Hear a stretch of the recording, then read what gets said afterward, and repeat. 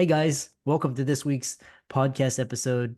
I've got a fantastic guest for you today, Meir Ezra, and he's a spiritual entrepreneur. So he combines business with spirituality, which is something really fascinating. I don't hear much about that. And today we're going to talk around certain themes. We're going to talk about balancing spirituality, wealth, what is money, resilience, entrepreneur, philanthropy, making impact in the community, and it's going to be a fantastic discussion. So Meir, welcome. Hi, nice to see you, and hi everyone that's listening. Yeah, kind of talk about your background and set the stage for this wonderful discussion we're about to have. Okay, so I'm an Israeli. I've been doing business probably since I finished the army, more or less. I was a diver in the Israeli army. I was there for 6 years. Went to the Far East, climbed the Himalaya, done all kind of crazy things. Started business, and by the age of 32, I've done the first $100 million. And since then, I expanded mainly in the area of I started with software, hardware, and later on, we diversed into real estate, banking, all kind of things. Like we really do lots of things. And yeah, and we're doing extremely well. And during the years, people ask me, how do you do that? How do you do that? How do you do that? And I started to teach people how do I do it. And so I developed a hobby, which I invest about 10% of my time into speaking and teaching people how to improve.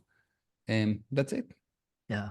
I love that. Your journey actually highlights a lot of my journey, my trials, tribulation, kind of developing your income and then kind of diversifying into more stable assets such as real estate, creating businesses and then influencing people, helping people reaching out to you, coaching, speaking. So I love that.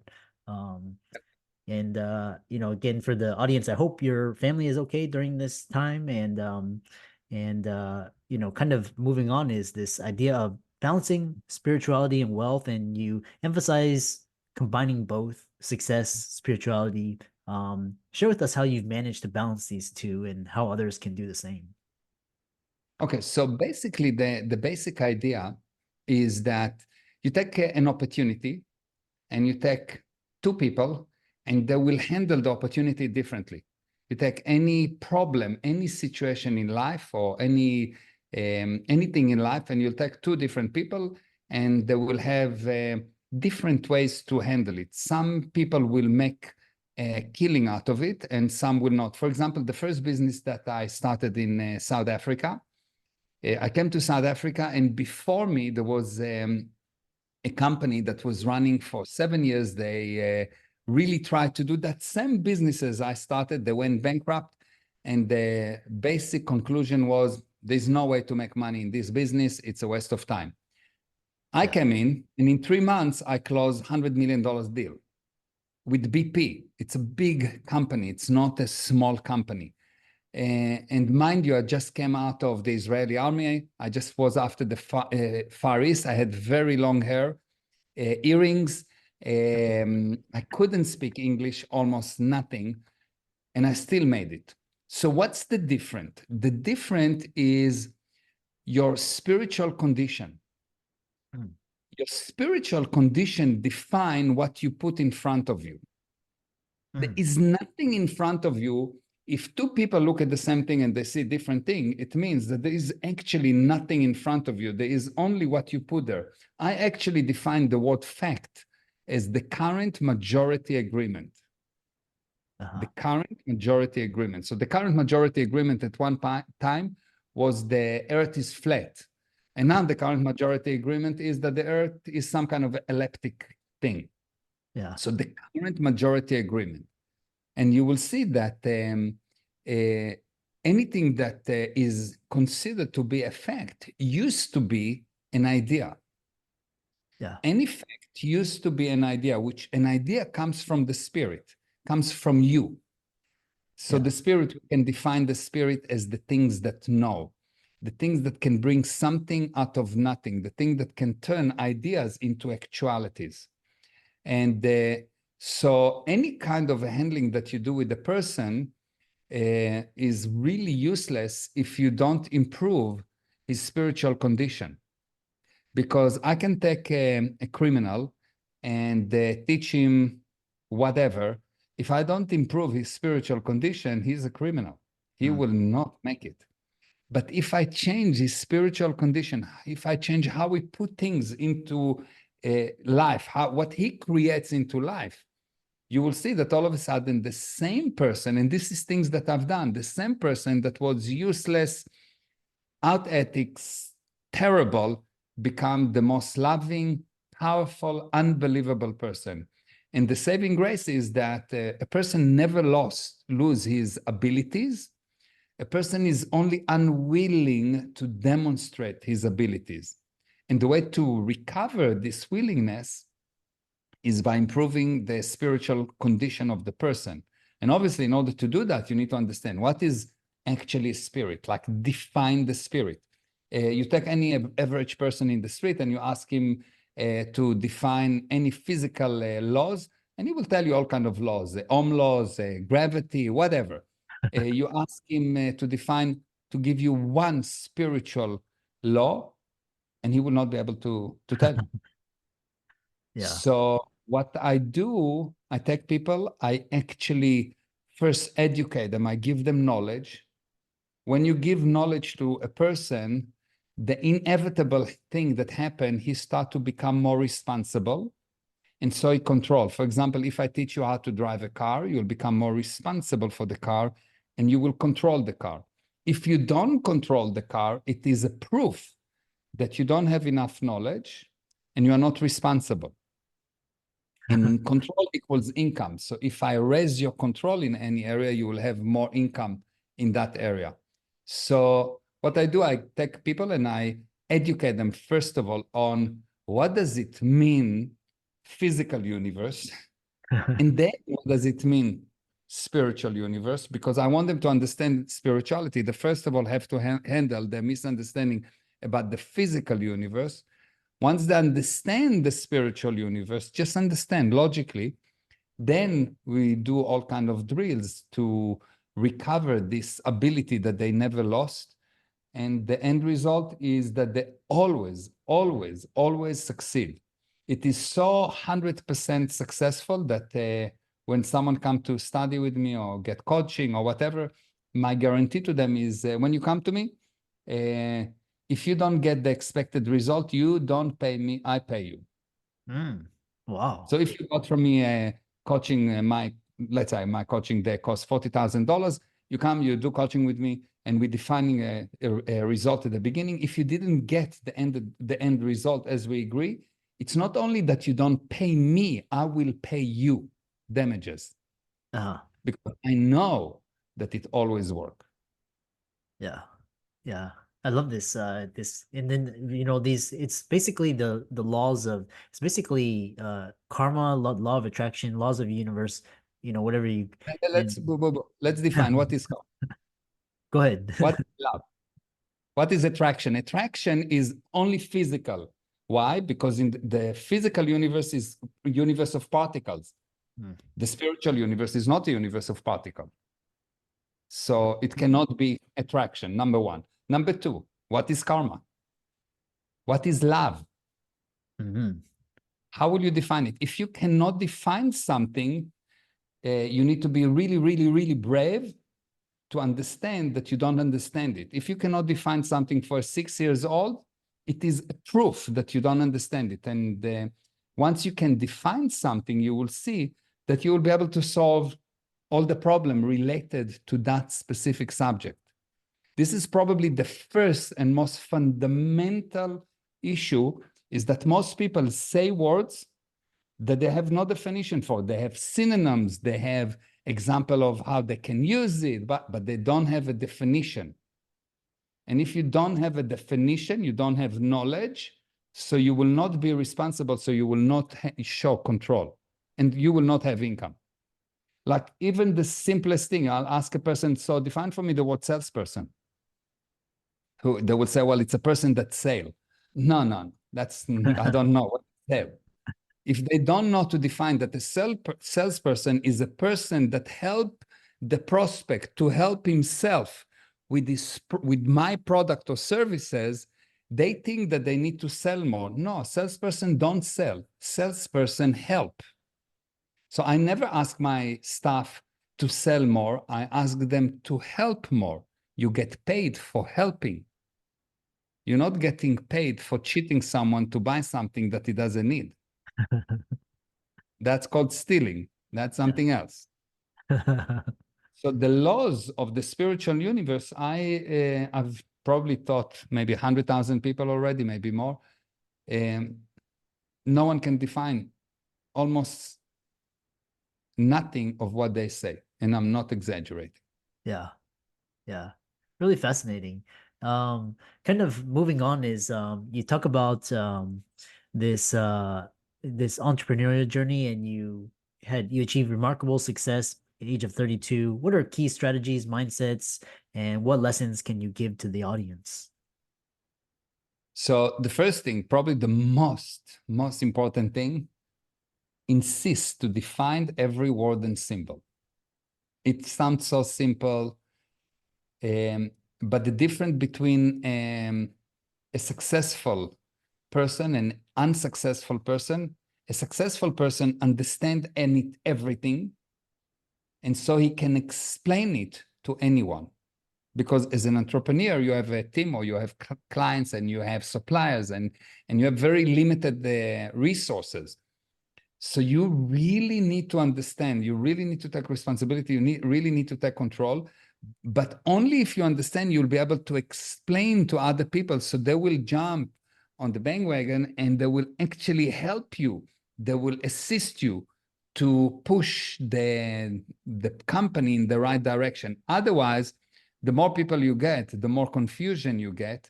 And I've seen many companies that fail because I can say that the insanity of a group is happening when the groups start to attack internally each other instead of attacking the problem that are external. And they start to attack internally each other because they don't understand each other. It's really amazing. They say the same words, but they don't really understand what they say.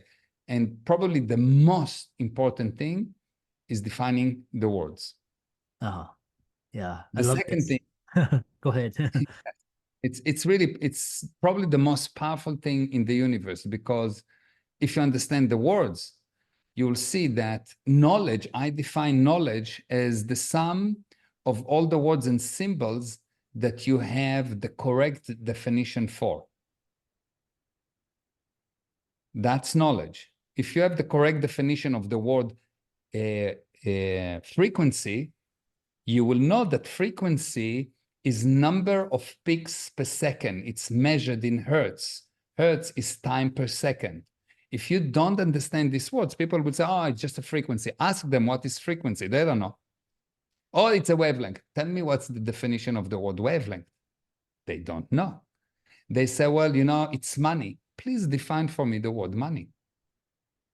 It is every second, like, oh, we need a strategy. Good, define the word strategy. What's the difference between strategy, tactical, operational orders? What's the difference?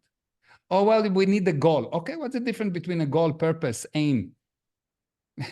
And you will see that if you cannot define the exact differences, if you cannot define it clearly, you actually don't know. Because there's not two words that has the same definition in any dictionary. Yeah. Yeah. So the most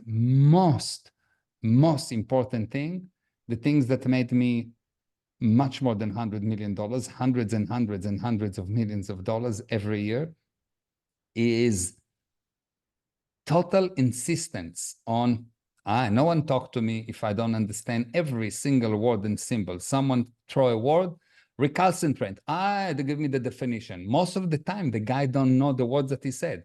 I have to open a dictionary to actually get the actual definition, which means recalcitrant is someone that do not accept easily authority and push against authority. If you don't know that, you hear the word, the guy, I sound super smart, but the other people become stupid because they don't understand what I said. My purpose is to bring an understanding so I can get cooperation. Mm. The Yeah. moment that you have you bring understanding, the moment that you bring understanding, money flow towards you. Everyone conspire to help you because they understand you, because you understand them. The most important thing for people is to be understood. You cannot understand them if you don't understand what they say. And Yeah. if the moment that you understand them, you are so unique that it's not important if they are your client, if they're your suppliers, your friends, your family, they will conspire to help you. Hmm. Yeah. Really fascinating. You have, like I said, your concepts and your topics are on the next level. We're talking worldly, but then you're kind of talking more quantum and spiritually. And you have this very interesting idea, which I really want to get your take on because you're thinking at such a higher vibration. Is how do you handle a narcissist? Because I mean, there's so many like there's so many like dysfunctional personalities today, and my thing is just avoid them. But if you have to interact with them, how do you handle a narcissist or just someone just so you know And what does it mean? What does it mean, a narcissist? What does it mean other than an excuse that every person that doesn't come nicely to you, oh, he's a narcissist. Ah, he's a narcissist. Everyone is a narcissist. Every time I hear an argument, the reason is he's a narcissist. It's an excuse. It's useless because if you cannot define what's a narcissist, then what is it? Yeah. Well, it's a person that do that, but there is also 50,000 other people that do that. Also, people that tired, children that tired also shout. Okay, so well, but what is it? Define it. It's Yeah. just a word everyone don't understand, but like parrots learn how to say it. And when they don't have an actual reason why for a problem, they use it as a scapegoat and they think that they have an answer. Oh, it's a narcissist. Now I feel good. But the problem does not get solved. How do I know that they don't know? If you tell me that there's a problem A, and the reason for problem A is subject B, if the problem doesn't get solved, what you think that the source of the problem is not the source of the problem, and so the problem become bigger. Oh. So you can see that most of the people say that there's a problem A, they have a problem in a relationship. They don't understand the word relationship. They don't understand what's the basic laws of relationships. So they just heard the word narcissist and it sounds big enough word, and this is the current fab, and they want to sound smart. And it's also give them an excellent justification. So they say he's a narcissist, and he says she's a narcissist, and he said no, he's a narcissist. And your friend agreed that she's a narcissist, and her friend agreed that you're a narcissist, and the problem become bigger. If the problem become bigger, it means that that's not the source of the problem. When I go to coach people or companies, and I've coached from the heads of states to just solo entrepreneurs. Like I've coached in many sizes of companies and organizations. The first thing I ask them is, what do you think is your problems? What do you think is the source of your problems? And they give me a list. Usually they know what's the sources of the problem. And I take all of this and I tell them, thank you very much. I know what's the problem is not. Why? Because if it was the source of the problem will be solved. If you know what's the exact source of the problem, this is 99% of the solution. So if someone tell you the problem is narcissist, I tell him, thank you very much. I call it excuse sclerosis. Maybe as narcissists, you seek with excuse sclerosis. You're using excuses instead of finding the actual source of the problem. So every time a person tries to solve a problem and the problem doesn't get solved, he's trying to solve the wrong problem. Yeah. Yeah. And if you will observe, you'll see that the problem actually become bigger. Uh-huh. Interesting. So Yeah. before someone can define it, it is like I said, how will you handle people that have chakachuka? Help me. How do you handle a person that have chakachuka? You cannot define chakachuka, so you cannot tell me. Anything that you'll say will be nonsense because you don't know what I say. If we don't have the word narcissist, what does it actually mean? What's the exact definition? How do I measure it? How do I know? Which blood test do I do to find if it's a narcissist or not? If I don't have that, then it's just parroting. Yeah. Interesting. Problem with narcissists is the person that think that the other person is a narcissist actually do not observe, doesn't know what he's talking about. He actually never sat down and defined what is the actual problem. And the problem, unfortunately, is never with the other side. When someone points a finger at you, he says, God will help me to explain how you are to blame on how stupid I am. 3 fingers towards me. God will help me to explain how you are to blame at how stupid I am. The source of the problem is always me. If the source of the problem is the other side, it means that I'm useless. What can I do? If it's you, let's say I think you're a narcissist. Now I'm your slave because I need to beg you to stop being a narcissist so I can do something. But if I'm the source of the problem, I can do something about it. No one will be a narcissist or anything around me because I bring results, because I know how it works. Yeah. It's like a mechanic that says, well, you know, the engine is upset. Can you fix the engine or not? No, it's the engine. No, it's not the engine. It's me. I'm the mechanic. If I cannot fix the engine, I have sclerosis. So anything that you do, you can either be cause or effect. If you are cause, you bring results. If you're an effect, you get specialized in excuses. Interesting. How can people reach out to you and find out more about you? Slowly. No, I'm joking. They can go to gprosperity.com. Yeah. And this is our one of my websites. Or they can follow me on Instagram, Meir Ezra Official. It's MEIREZRA Official. And we have ton of content every single day. I release a lot of invaluable content, and on any subject, parenting, children, money, sales, marketing, you name it. Why? Because it all come from your spiritual conditions and your ability to understand the words and symbols. If you understand all the words and symbols in regards to marketing, you're the best marketer in the universe. Excellent. And let's thank Amir for coming on. Really, like I said, very interesting conversation. And be sure to follow all his socials. And with that, thanks so much for coming on to the podcast. Thank you very much. Very nice being with you. And thank you everyone for listening.